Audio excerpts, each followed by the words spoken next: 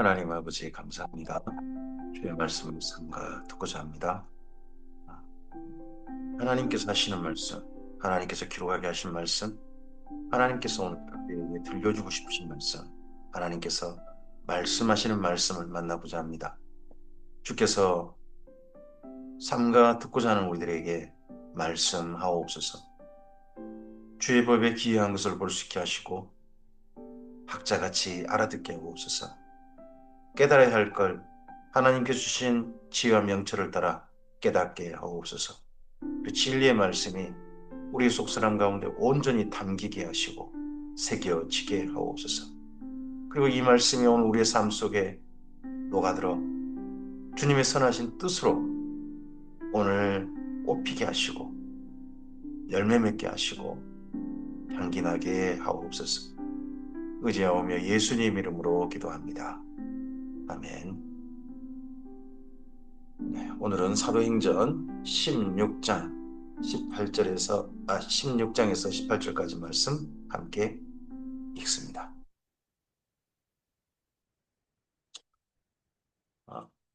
예루살렘 교회의 사랑에 이어서 안디옥 교회의 사랑 이야기가 이어지고 있습니다. 1차 선교 여행 후에 이방인 전도에 대해서 어떻게 할 것인가? 이방인 전도를 받아들일 것인가? 이방인은 유대인에 대해야만 구원이 있는가? 예, 결론을 15장에서 냈습니다.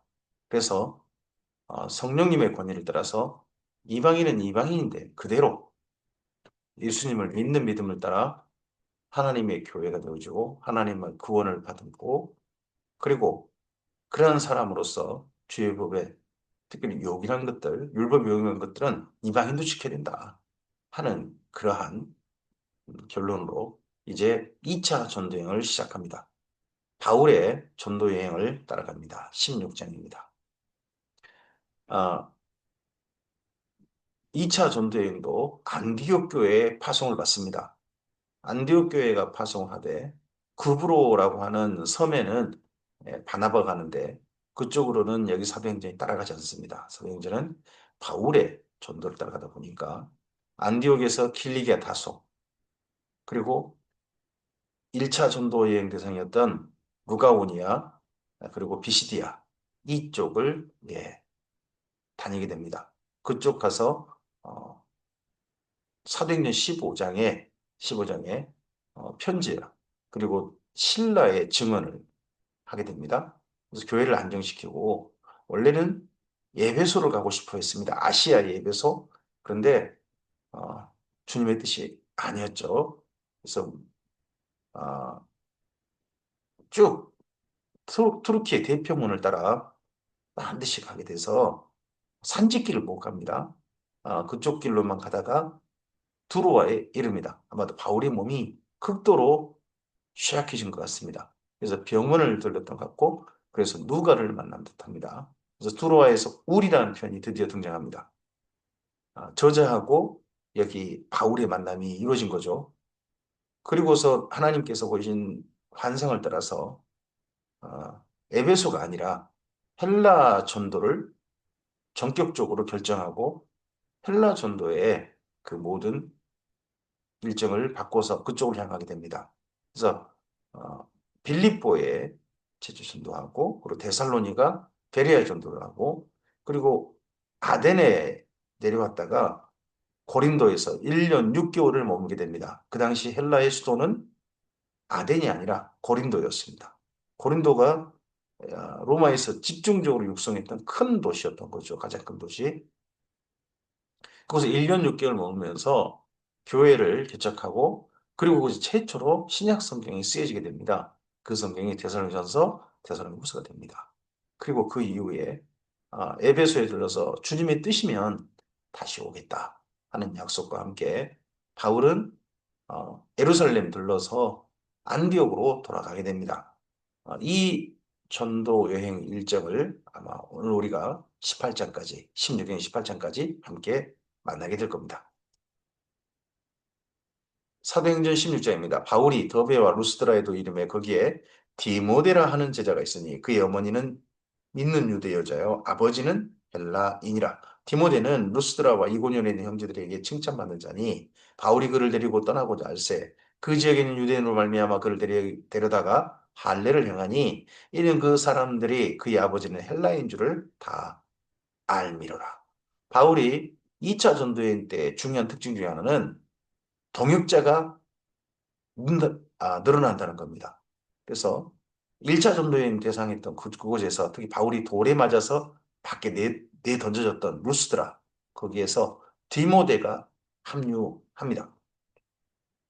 여러 성으로 다녀갈 때에 예루살렘에 있는 사도와 장로들이 작정한 규례를 그들에게 주어 지키게 하니 이에 여러 교회가 믿음이 더욱 굳건해지고 수가 날마다 늘어가니라. 예루살렘에 있는 사도와 장로들이 작정한 규례라는 게 사도행전 15장이죠. 15장에 네. 이방인들은 이방인인 그대로 유대인들 필요 없고 할례받을 필요 없고 이방인 그대로 주님을 믿으면 되고 이 유대인의 관습법 이런 거 지킬 필요 없다. 대신에 율법의 요긴한 것들은 이방인이라도 지켜야 된다 하는 그런 내용을 이야기하게 됩니다. 여러 성으로 다녀갈 때에 예루살렘에 있는 사도와 장로들이 작정한 규례를 그들에게 주어 지키게 하니 이에 여러 교회가 믿음이 더 굳건해지고 수가 날마다 늘어가니라. 성령이 아시아에서 말씀을 전하지 못하게 하시거늘 그들이 부르기아와 갈라디아 땅으로 다녀가 무시아 앞에 이르러 비두니아로 가고자 있을 때 예수의 영이 허락하지 아니하시는지라.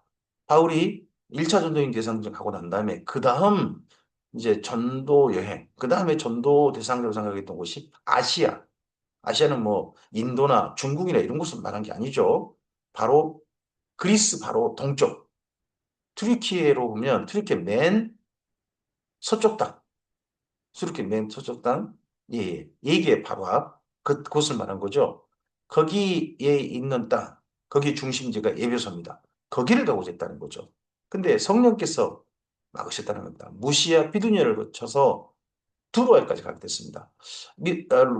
무시아 비두니아 이쪽 길은 튀르키예 대평원 길입니다. 산지길로 가지 못한 거죠. 바울이 몸이 굉장히 약해져 있었다. 루스드라에 돌에 맞았던 그 후유증이 심각했다 하는 걸로 우리가 이룰 수 있을 것 같습니다. 그러했을 때 두로아까지 갔는데 그럼 두로아를 갔다는 것은 평탄한 길로 갔을 뿐만 아니라 병원을 찾아갔습니다. 밤에 환상이 바울에게 보니 마게도냐 사람 하나가 서서 그에게 청하이르되 마게도냐로 건너와서 우리를 도우라 하거늘 바울이 그 환상을 보았을 때 우리가 마게도냐로 곧 마게도냐 떠나기를 힘쓰니 이는 하나님이 저 사람들에게 복음을 전하라고 우리를 부르신 줄을 인정함이라. 우리가 드로아에서 배로 떠나 사모드라게로 직행하여 이튿날 네아폴리로 가고 합니다. 이 드로아에서 한 분이 더 합류한 게 보입니다. 우리라는 표현을 보면 보이죠. 글 쓴 저자가 이때 합류했다는 겁니다. 그럼 드로아에서 병원을 찾았는데 누가가 운영하는 병원 그곳에 바울이 왔고 그곳에서 바울과 누가의 만남은 의사 선생님과 환자의 만남일 뿐만 아니라 복음 전도자와 전도 대상자의 만남도 있고 하나님이 준비하신 동역자의 만남도 있던 겁니다.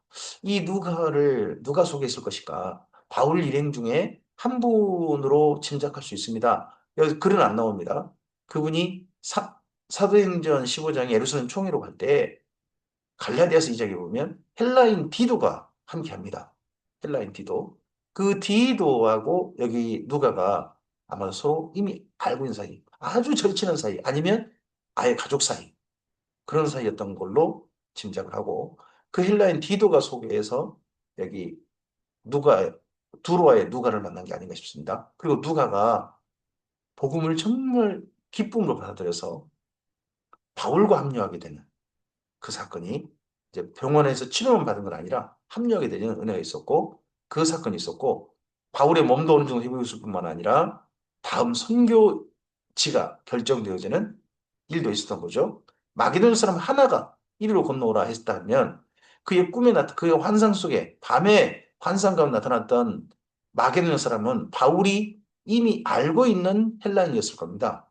그렇다면 그 헬라인이라면 헬라인 디도이거나 아니면 의사 누가이거나 이런 사람이 바울의 환상 중에 이리로 건너오라 하지 않았나 싶습니다.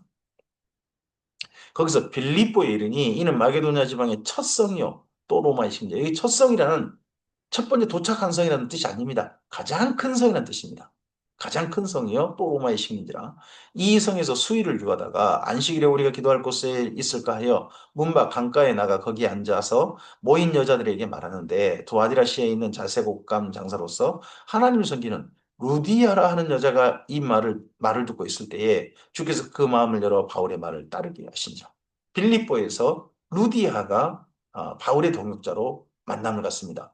이 이후 루디아는 바울의 모든 사역을 후원하는 바울의 선교 후원자, 바로 그가 됐을 겁니다. 선교 여행에 함께 동행한 자는 아니었겠죠. 하지만 후원자, 그가 루디아였던 걸로 보입니다. 그와 그의 집이 다 세례를 받고 우리에게 청하여 이르되 만일 나를 주 믿는 자로 알거든 내 집에 들어와 이유하라 하고 강권하여 머물게 하니라. 우리가 기도하는 곳에 가다가 점치는 귀신 들린 여종 하나를 만나니 점으로 그 주인들에게 큰 이익을 주는 자라. 그가 바울과 우리를 따라와 소리질러 이르되 이 사람들은 지극히 높은 하나님의 종으로서 구원의 길을 너희에게 전하는 자라 하며 귀신 들린 자가 이렇게 외쳤습니다. 이걸 어떻게 받아들여야 됩니까? 이같이 여러 날을 하는지라 바울이 심히 괴로워하여 귀신 이름을 하니까 귀신 들린 자가 이런 말을 하니까 심히 괴로워하여 돌이켜 그 귀신에게 이르되 예수 그리스도의 이름으로 내가 내게 명하노니 그에게서 나오라 하니 귀신이 즉시 나오니라. 여종의 주인들은 자기 수익의 소망이 끊어진 것을 보고 갑자기 그 점치는 일을 잘했던 그 여종이 점치는 일을 못하게 된 것 같습니다. 소망이 끊어졌단 말은 수익의 소망. 더 이상 점치는 일을 못하게 된 거죠. 바울과 신라를 붙잡아 장터로 관리들에게 끌어갔다가 장터라는 것이 아고라죠. 가장 번화가. 상관들 앞에 데리고 가서 말하되 이 사람들이 유대인인데 우리 성을 심히 요란하게 하여 로마 사람인 우리가 받지도 못하고 안행하지도 못할 풍속을 전한다 하거늘 우리가 일제 일어나 고발하니 무리가 고발을 했어요. 이 바울과 바나바를 바울과 신라를 상관들이 옷을 찢어 벗기고 매로치라 하여 많이 친 후에 옥에 가두고 간수에게 명하여 든든히 지키라 하니 그가 이러한 명령을 받아 그들을 깊은 옥에 가두고 그 벌을 착고에 든든히 채웠더니 한밤중에 낮에 이런 일 당했다가 한밤중에 바울과 신라가 기도하고 하나님을 찬송하며 제수들이 있더라. 이 감옥은 깊은 옥은 지하입니다. 깊은 옥이란 말은 뭐 문들이 많아가지고 첩첩이 가둬진 그런 옥이라는 게 아니라 땅이 깊은 곳, 거기를 말하는 거죠. 이에 갑자기 큰 지진이 나서 옥토가 움직이고 문이 곧 다 열리면 모든 사람의 메인 것이 다 벗어지니라. 지하에 있던 죄수들이 다 갑자기 모든 메인 것이 풀어져 버렸어요. 이들이 도망치면 잡을 수 없는 그런 지경이 된 거죠. 간수가 자다가 깨어 옥문들이 열린 것을 보고 죄수들이 도망한 줄로 생각하고 칼을 빼어 차기를 하거늘. 왜 이렇게 하냐 그러면 그 당시엔 죄수가 만약 도망치면 그 죄수의 죗값을 간수에게 대신 처벌받게 하는 그런 제도가 있었다고 합니다. 그러니까 더 이상 간수는 죄수 한 명당 자기가 체벌 다 받다 보면 반드시 죽어야 된다. 차라리 그럴 바에는 지금 자기라는 게 낫다. 그렇게 결정을 했던 것 같습니다. 자기를 하거늘 바울이 크게 소리질러 이르되 내 몸을 상하지 말라. 우리가 다 여기 있노라 하거나 그러면 죄수들 한 명도 도망 안 친 거죠. 도망 안 친고 바울과 신라와 함께 그 옥에 그대로 지하에 그대로 있었습니다. 간수가 등불을 달라 하여 뛰어들어가 무서워 떨며 바울과 신라 앞에 엎드리고 그들을 데리고 나가 이르되 선생들이여 내가 어떻게 해야 구원을 받으리까 오늘. 여기 구원 받는다는 것은 뭐 우리가 천국 가는 그런 건 아닙니다. 이 상황, 이 상황에서 벗어날 수 있냐는 거죠. 지금 죄수 탈옥했다간 그 모든 죽음, 책임을 자기가 져야 되고 하는 모든 그런 책임이죠. 그런 그 큰 책임을 면할 수 없는 그런 상황에서 벗어나는 것. 여기서 그게 구원입니다. 이 사람, 간수는 이런 구원을 어떻게 해야 구원을 받으리까라고 말했지만 바울은 그 구원을 말하지 않습니다. 이르되 주 예수를 믿으라. 그리하면 너와 내 집이 구원을 받으리라 하고. 바울은 어떤 구원을 말합니까? 예수님을 믿는 구원을 말합니다. 간수는 겨우 이 상황을 어떻게 벗어날 수 있는가, 살 수 있는가 하는 그런 구원을 문의했는데 바울은 예수님을 믿는, 예수님으로 말미암아 주어지는 구원을 그에게 예, 소개한 겁니다. 주의 말씀을 그 사람과 그 집에 있는 모든 사람에게 전하더라. 그 밤, 그 시각에 간수가 그들을 데려다가 그 맞은 자리를 씻어주고 자기와 그 온 가족이 다 세례를 받은 후 간수장의 집이 온 가족이 세례를 받았습니다.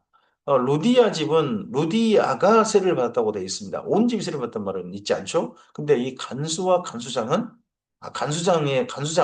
간수는 그의 온 가족이 다 세례를 받았다. 그들을 데리고 자기 집에 올라가서 음식을 차려주고 올라가서 그러죠? 자기 집에 올라가서 지하에서 올라간 겁니다. 지하에서 올라가서 음식을 차려주고 그와 온 집안이 하나님을 믿음으로 크게 기뻐하니라.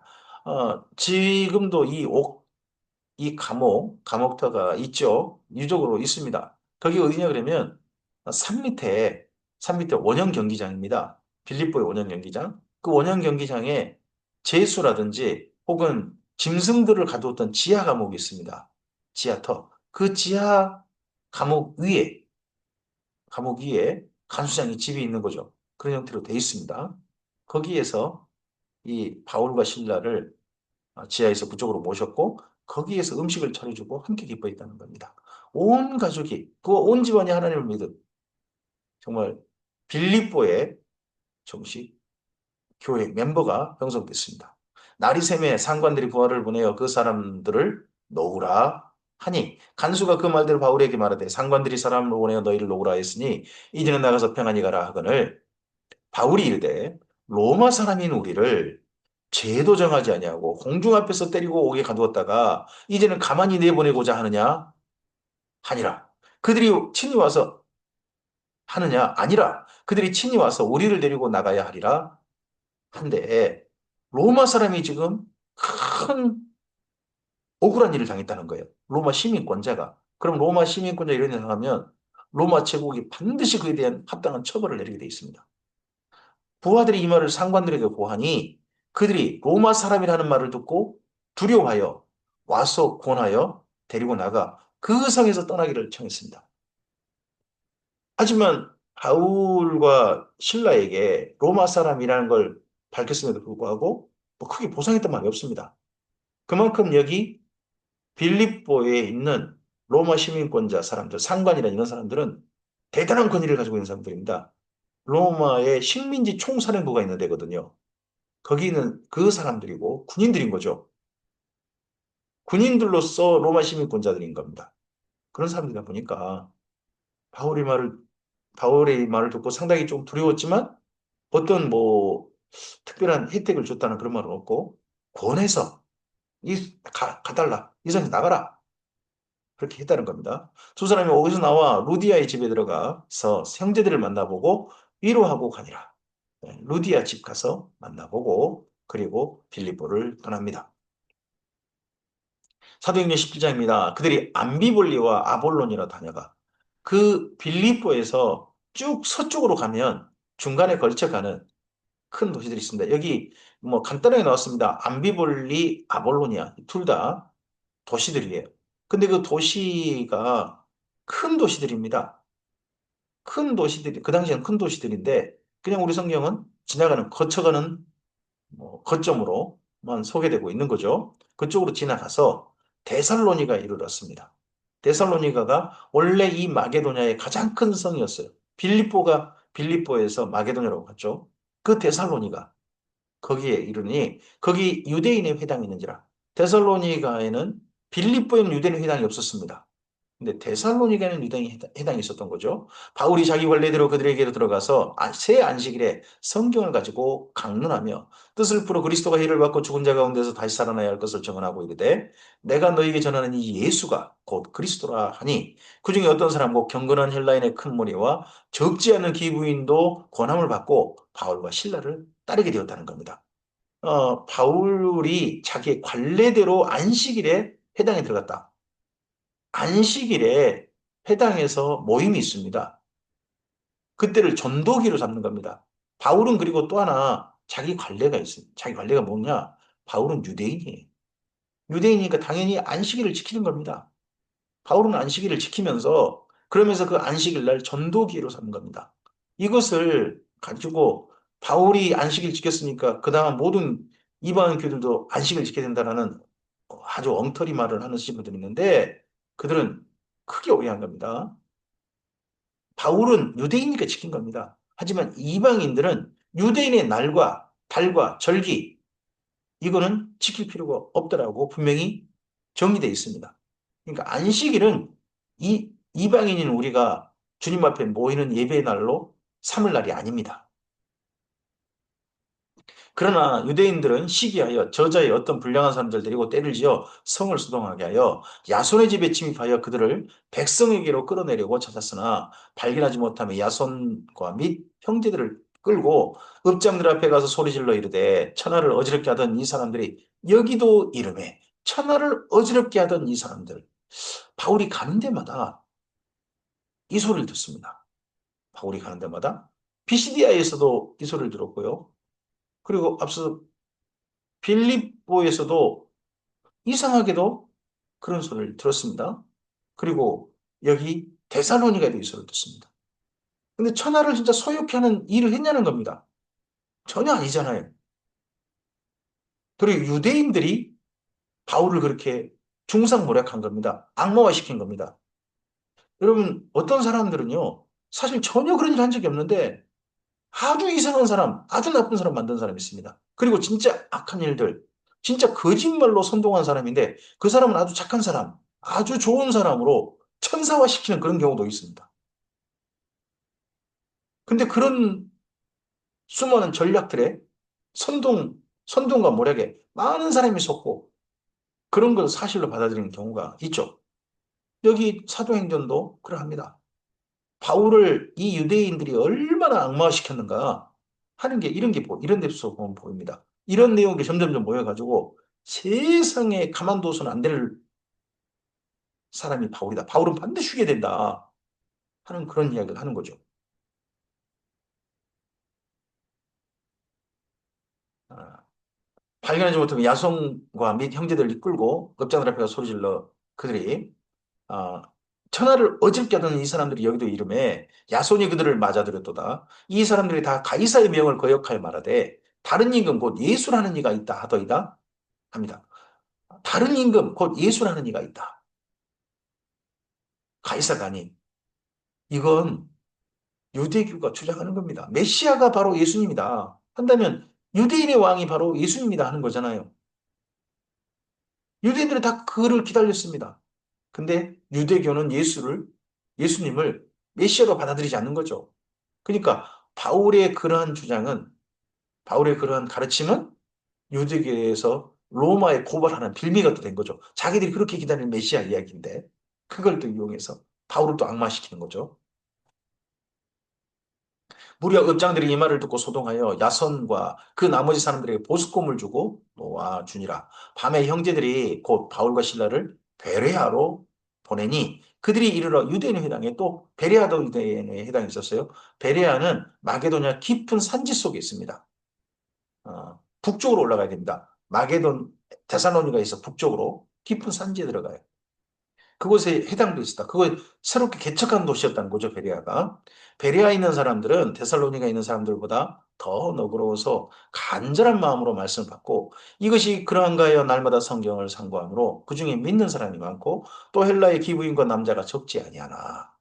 베레아에도 교회가 형성되었습니다. 데살로니가에도 3주 만에 교회가 형성되었고 베레아에는 얼마나 머물렀는지는 자세히 쓰고 있지 않습니다만은 그곳에서도 교회가 형성되어졌습니다. 데살로니가에 있는 유대인들은 바울이 하나님의 말씀을 베레아에서 전한 줄을 알고 데살로니가에 있는 사람들이 바울이 베레아에 있다 하는 소식을 어떻게 알겠다는 거죠. 거기 가서도 무리를 움직여 소동하게 하거늘 그러니까 천하를 소동하게 하는 사람들은 유대인들이었던 거죠. 바울이 아니라. 형제들이 곧 바울을 내보내어 바다까지 가게 하되 실라와 디모데는 아직 거기 머물더라. 실라와 디모데는 이 데살로니가와 그리고 베레아에 머물게 했습니다. 베레아에는 신라를 그리고 데살로니가는 티모데를 머물게 한 거죠. 바울이 인도하는 사람들, 바울을 인도하는 사람들이 그를 데리고 아덴까지 이르러 이 마게도냐에서 중간에 큰 산맥이 있죠. 올림푸스 산맥이라는 산맥이 있습니다. 그 남쪽 아가야라고 그러죠. 북쪽은 마게도냐, 그리고 올림푸스 산맥이 있고 그 남쪽은 아가야라고 하는데 거기는 산지길로 가기 어렵습니다. 특히 겨울 되면 우기가 되면 어렵습니다. 그러면 바닷길로 다니는 게 제일 편합니다. 그러니까 데살로니가라든지 그 정도에서 배를 타고 아덴까지 간 겁니다. 거기 그에게서 신라와 디모데를 자기에게로 속히 오게 하라는 명령을 받고 떠나니라. 바울이 아덴에서 그들을 기다리다가 그 성에 우상이 가던 것을 보고 마음에 격분했다는 겁니다. 여기 가다 보면 한 가지 보이는 게 있습니다. 어, 데살로니가 이때부터 우리란 표현이 갑자기 사라집니다. 그러니까 빌립보까지는 누가가 함께 갔다가 누가는 다시 두로아로 돌아간 것을 짐작할 수도 있습니다. 그리고 바울 일행, 나머지 일행이 쭉 여기 선교 여행을 진행하고 있는 거죠. 그러다 보니까 우리란 표현이 등장하지 않고 나중에 바울의 3차 전도 여행 때 다시 빌립보에서 우리라는 표현이 등장한다 하는 것은 좀 눈여겨볼 만합니다. 회당에서는 유대인과 경건한 사람들과 또 장터에서는 날마다 만나는 사람들과 변론하니 어떤 에피쿠로스와 스토아 철학자들도 바울과 쟁론할세 어떤 사람은 이르러 이 말쟁이가 무슨 말을 하고자 하느냐 하고 어떤 사람은 이르되 이방의 신들을 전하는 사람인가 보다 하니 이는 바울이 예수와 부활을 전하기 때문이더라. 그를 붙들어 아레오바고로 가며 말하기를 내가 말하는 이 새로운 가르침이 무엇인지 우리가 알 수 있겠느냐? 내가 어떤 이상한 것을 우리에게 들려주니 그 무슨 뜻인지 알고자 하노라 하니 모든 아덴 사람과 거기 나그네 된 외국인들이 가장 새로운 것을 말하고 듣는 것 외에는 달리 시간을 쓰지 않음이더라. 아테네라는 도시가 서로 말로 논쟁하고 토론하고 하는 것 쪽으로 시간을 많이 쓰는 도시라는 거죠. 실제로 몸을 쓰는 일보다는 입을 쓰는, 머리를 쓰는 그런 모임들이 많은 그런 곳이고, 아레오바고가 또 그런 곳이었던 거죠. 바울이 아레오바고 가운데 서서 말하되, 아덴 사람들아, 너희를 보니 범사에 종교심이 많다 합니다. 이 아레오바고에 바울을 이끌어가는데, 여기는 원래는 체포돼서 간 것처럼 써 있습니다. 바울을 그러니까 신문한 겁니다, 지금 신문. 소유죄로. 아덴의 소유죄로 신문한 겁니다. 그러니까 바울이 천하를 소유했다고 하는데 아테네에서는 사실 조금 더 바울이 그런 혐의가 있을 수 있습니다. 음. 내가 두루 다니며 너희가 위하는 것을 보다가 알지 못하는 신에게라고 새긴 단도 보았으니 그런즉 너희가 알지 못하고 위하는 그것을 내가 너희에게 알게 하리라. 우주와 그 가운데 있는 만물을 지으신 하나님께서는 천지의 주제시니 손으로 지은 전에 계시지 아니하고 또 무엇이 부족한 것처럼 사람의 손으로 섬김을 받으시는 것이 아니니 이는 만민에게 생명과 호흡과 만물을 친히 주시는 이심이라. 인류의 모든 족속을 한 혈통으로 만드사 온 땅에 살게 하시고 그들의 연대를 정하시며 거주의 경계를 한정하셨으니 이는 사람으로 혹 하나님을 더듬어 찾아 발견하게 하려 하심이로되 그는 우리 각 사람에게서 멀리 계시지 아니하다. 하나님은 가까이 계신다. 여기 사도행전 17장 26절부터 27절 말씀은 하나님은 어디 계신가? 사실 우리 곁에 가까이 계신다. 우리의 삶의 자리를 한정시키고 민족과 민족이 이 땅에 분포하게 하셨던 것도 하나님이시다. 하나님은 지금도 하나님을 찾아 만나길 바라셔서 가까이 계신다. 하신 말씀으로 아테네 사람들에게 했던 말씀, 바울이 했던 이야기인데 우리에게도 굉장히 예, 전도할 때 유용한 말씀이기도 합니다. 우리가 그를 힘입어 살며 기동하며 존재하니라. 너희 시인 중 어떤 사람들의 말과 같이 우리가 그의 소생이라 하니 이와 같이 하나님의 소생이 되었은즉 하나님을 금이나 은이나 돌이나 사람의 기술과 고안으로 새긴 것들과 같이 여길 것이 아니니라. 알지 못하는 시대에는 하나님이 간과하셨군요. 이런 우상 숭배하고 뭐 우상을 만들고 신을 자기 마음대로 상상하고 엉터리를 섬기고 하는 것은 간과하셨거니와 이제는 어디든지 사람에게 다 명하사 회개하라 하셨으니 그런 가짜를 쫓았던 삶을 회개하라. 돌이키라. 하나님께 돌이키라. 가짜로 주셨던 걸, 아, 이게 가짜구나. 발견하고 더 이상 따르지 않고, 거기를 따라가지 않고, 휩쓸리지 않고, 참 대신 하나님께로 삶을 돌이키는 것. 그분을 찾아 나오는 것. 그게 회개하는 거죠. 회개하셨으니 이는 정하신 사람으로 하여금 천하를 공의로 심판할 날을 작정하시고 또 그를 죽은 자 가운데서 다시 살리신 것으로 모든 사람에게 믿을 만한 증거를 주셨음이니라 하니라. 이 다음에 이제 하나님을 소개하고 그리고 나서 예수님의 부활하신 예수님을 소개하려고 말을 꺼냈는데 이 정도까지만 하고 음, 그만 듣습니다.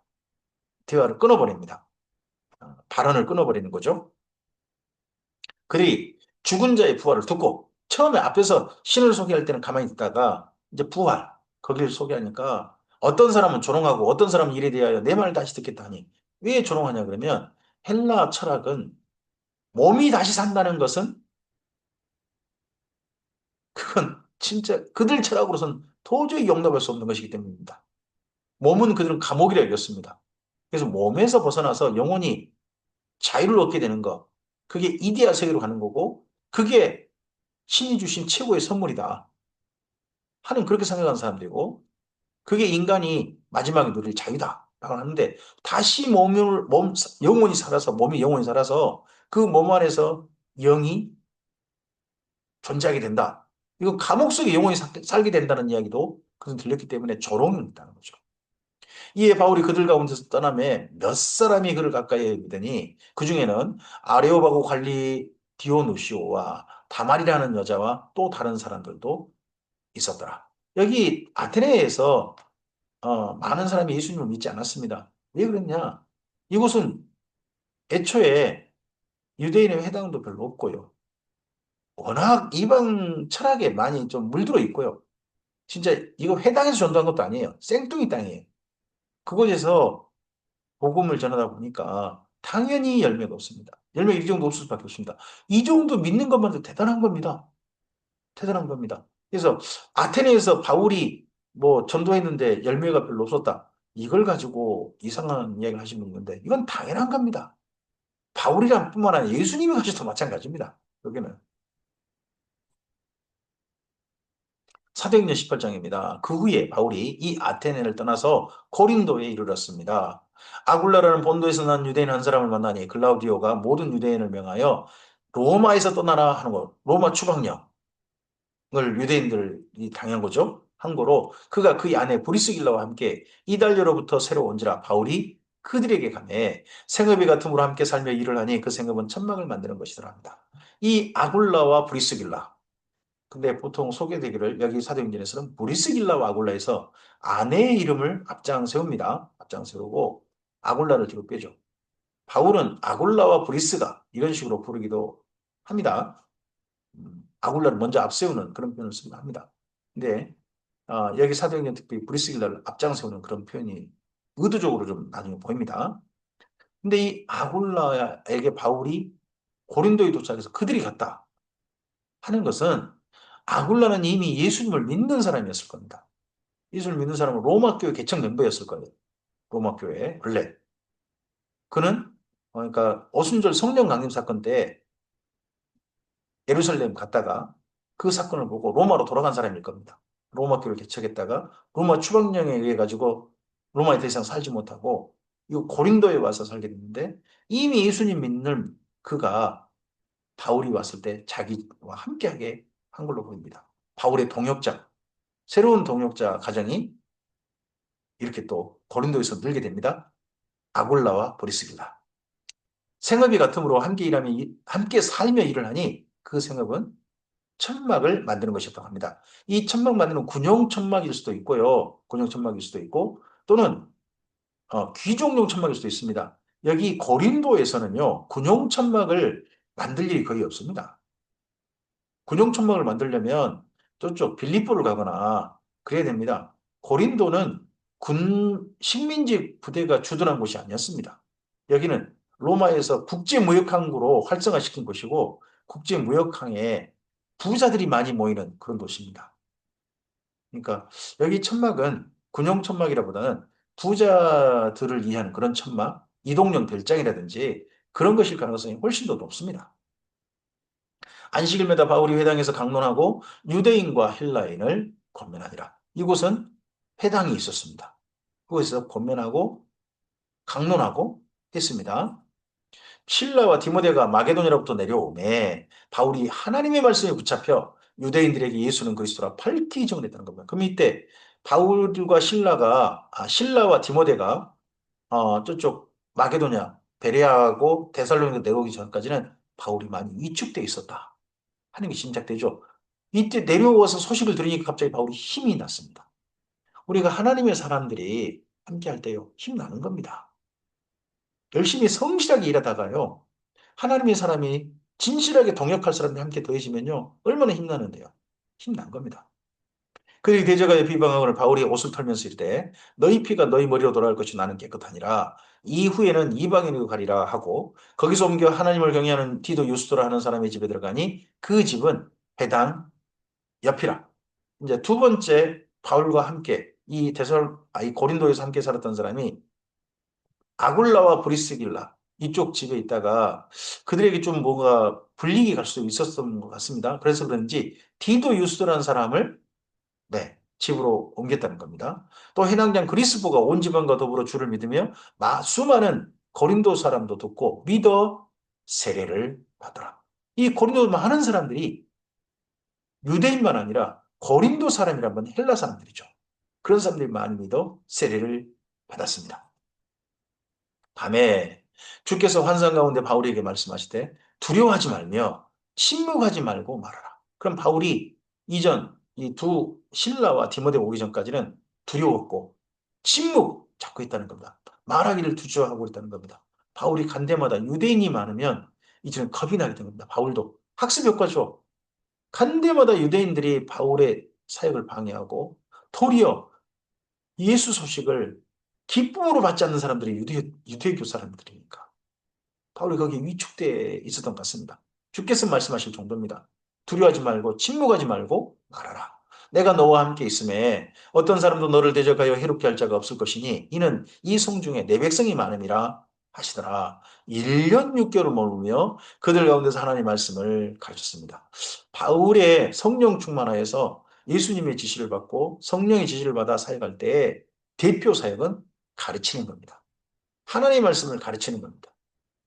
한결같이 여기에 사도행전으로 표현되어 있습니다. 이때 정도 1년 6개월 동안 데살로니가전서와 데살로니가후서가 기록되었습니다. 갈리오가 아가야 총독이 되었을 때 유대인이 일제 일어나 바울을 대적하여 법정으로 데리고 가서 말하되 이 사람이 율법을 어기면서 하나님을 경외하라고 사람들 권한다 하거늘 유대인들의 관습 문제를 가지고 법정에 고소를 한 겁니다.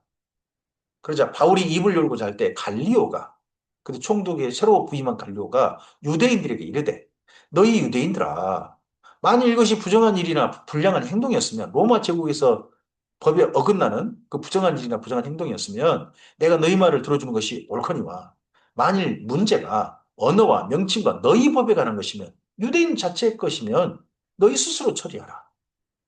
나는 이런 일에 재판장 되기를 원하지 아니하노라 하고 그들을 법정에서 쫓아내버렸습니다. 이건 법정에 다룰 일 아니다 하고 쫓아냈다는 겁니다. 그러자 모든 사람이 해당장 소수대를 잡아 법정 앞에서 때리되 갈리오가 이 일을 상관하지 않느냐. 두 번째 회당장의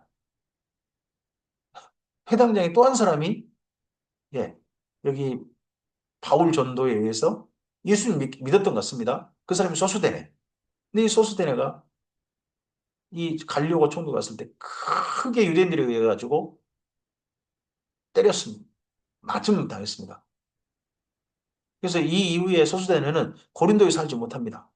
바울과 함께 어, 에베소에 갔고요. 나중에 고린도 교회 편지 쓸 때 보면 바울과 소수대네라는 대표로 이 고린도에 편지 쓴 것도 봅니다.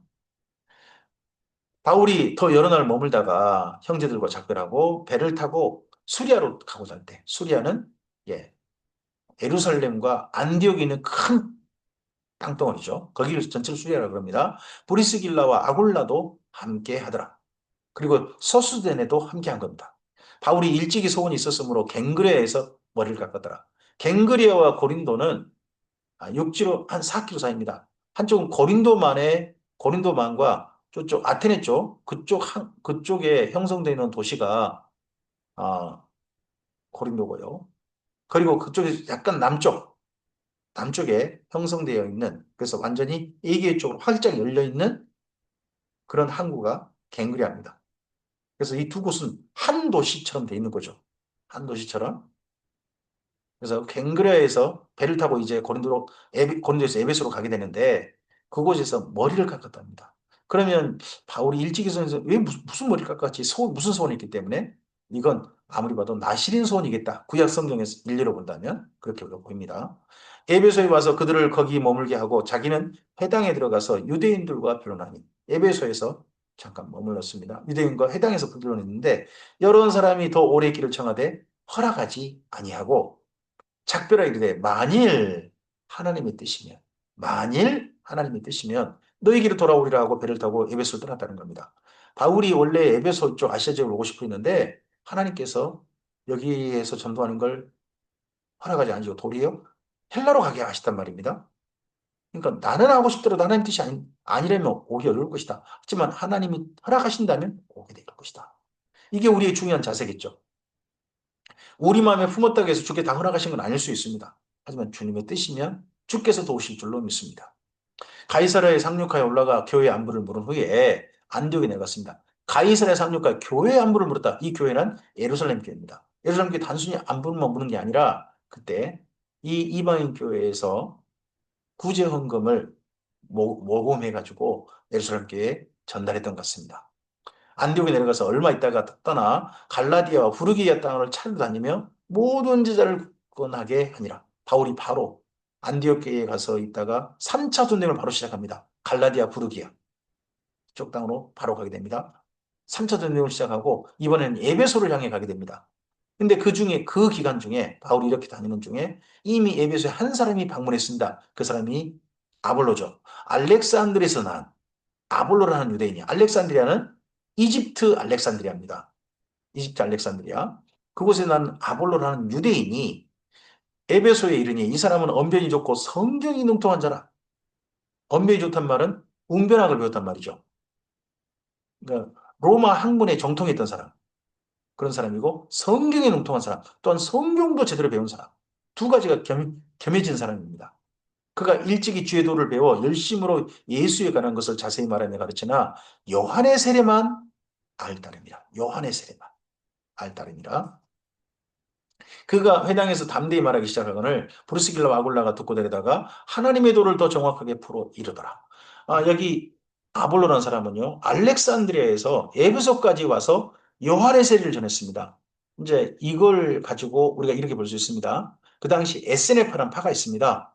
그 파에서는 사실 교회에서 선교사를 파송하기 전에 먼저 선교사 파송 제도가 있었습니다. 그러니까 교회의 선교사 파송 제도는 어떻게 보면 SNF파의 선교사 파송 제도를 그대로 받아들인 것으로 볼 수도 있습니다. 그래서 알렉산드리아에 살았던 아볼로가 선교사로 SNF파 그러니까 자비랑 선교사인 거죠. 자비랑 선교사로 여기 에베소 와서 요한의 세례, 요한을 전도한 겁니다. SNF파의 세례 요한을 전도한 거죠. 그랬는데 그곳에서 브리스길라 아굴라를 만나고 브리스길라 아굴라는 그 요한이 자기 다음에 온다고 하신 분이 바로 예수입니다. 하는 그런 자세한 도를 더 정확하게 하나님의 도를 풀어 이 아볼로에게 이르게 해줬습니다. 아볼로가 그러자 아가에로 건너가고자 하므로 헬라 지역으로 건너가고자 하므로 형제들이 그를 격려하며 제자들에게 편지를 써 영접하라 하였더니 그가 감에 은혜로 말미암아 믿는 자들에게 많은 유익을 주었습니다. 고린도 교회를 담임하게 된 거죠. 그곳에서 많은 유익을 주었습니다. 이는 성경으로서 예수는 그리스도라고 증언하여 공중 앞에서 힘있게 유대인의 말을 이겼다는 겁니다. 이 학문에 능통하고 그리고 성경에 능통하고 거기다가 하나님의 도, 이제 교회가 그 당시 전하고 있던 그 하나님의 도를 예수 믿는 도를 정확히 아는 이 세 가지가 다 갖춰진 아볼로가 고린도에서 큰 영향을 교회 유익을 준 거죠. 그러고 있을 때 바울은 에베소에 도착하게 됩니다. 그게 19장이고요. 그 19장 사역 전에 먼저 이 고린도에 있을 때 1년 6개월 머물면서 썼던 편지 두 권, 데살로니가전서와 후서를 이 다음에 이제 내일 이어서 보도록 하겠습니다. 오늘 여기까지 말씀입니다. 내일 말씀은 데살로니가 전서를 보게 될 거고요. 그 다음 말씀은 데살로니가 후서하고 그리고 사도행전 19장 말씀을 이어가도록 하겠습니다. 어, 주의 선하신 뜻이 이루어져 가고 있습니다. 열심히 있는 주님의 사람을 통해서 주의 일이 이루어집니다. 뿐만 아니라 주의 동역자들이 더해짐으로 주의 일이 이루어져 가고 있습니다. 오늘 우리 삶 속에 우리들이 하나님의 동역자들로 하나님의 일을 성실하게 하는 사람들과 함께 손 잡았으면 좋겠습니다. 우리들에게 동역자가 더해주고 우리가 또한 사랑하는 사람들에게 동역자가 될 수 있기를 바랍니다. 주의 선한 일을 이루고 그러할 때 주께서 그 모든 곳에서 핍박을 당할 수도 있습니다.